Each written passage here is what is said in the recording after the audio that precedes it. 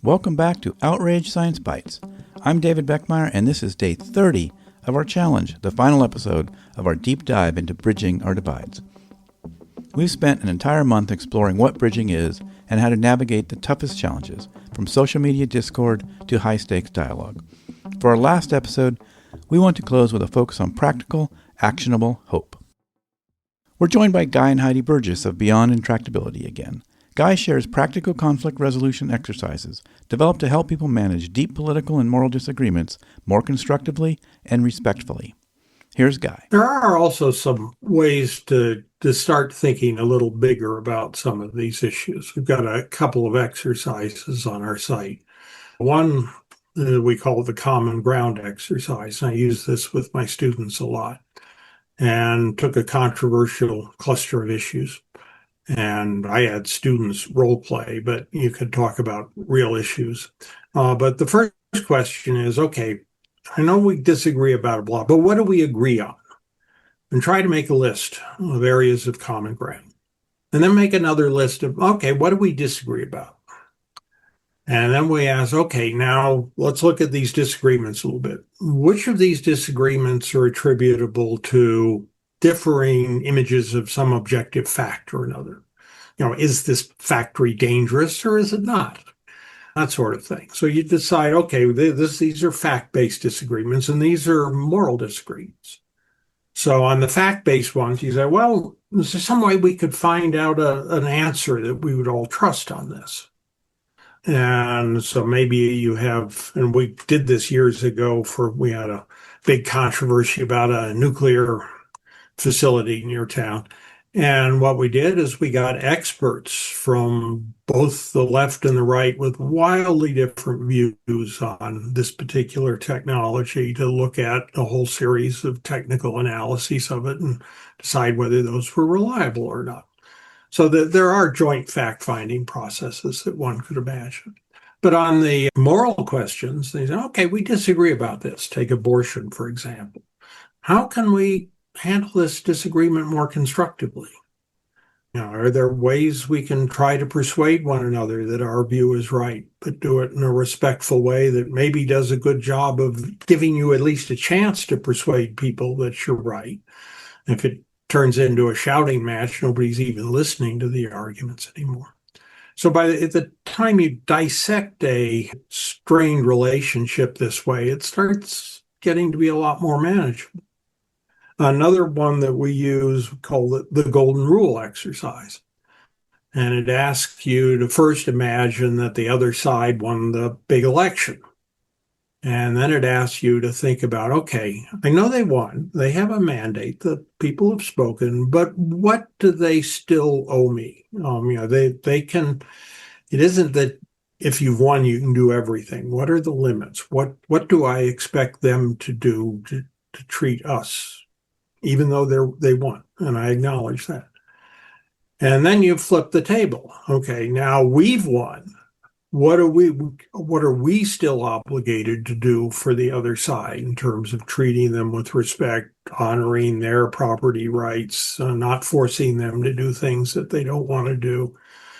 And that gives you a sense that there's an underlying commonality that has to exist under these I'll fight you for it political fights. And that's what holds us together and enables us to have a contentious politics that really addresses tough issues. And Guy's created that exercise in the context of elections, which of course is relevant at the moment. But you can broaden it out to other contexts that if you ask yourself, and I'm cognizant of the fact that we're using us versus them framing now, but anyway, if you ask yourself what you're expecting the other side to do for you, flip the question. Would you do that for them? And if your answer is no, you should think about that. Because if you think it's completely legitimate for you to ask them to do something for you, that makes it legitimate for them to ask you to do the same thing. So for every policy that we advocate and for every behavior that we demand, it's important to flip it and say, what if they demand that of us? And if our answer is, I'd be outraged, I refuse to do it, pretty certain they're going to be outraged and they're going to refuse to do it. And maybe we should come up with a request. I'm softening the word demand now, a request that is more reasonable, something that if it flips, we'd say, yeah, that's fair. Karen Armstrong built a very interesting project around it's called the Charter of Compassion. It's built around the simple observation that all of the world's great religious traditions have some variation of the Golden Rule as a central teaching. And all she advocated and tried to actually mobilize a movement toward is to emphasize that rule and rediscover it and bring it to the foreground of religious and moral discussions around the world. In a sense, build a mirror so you look at yourself the way others see you.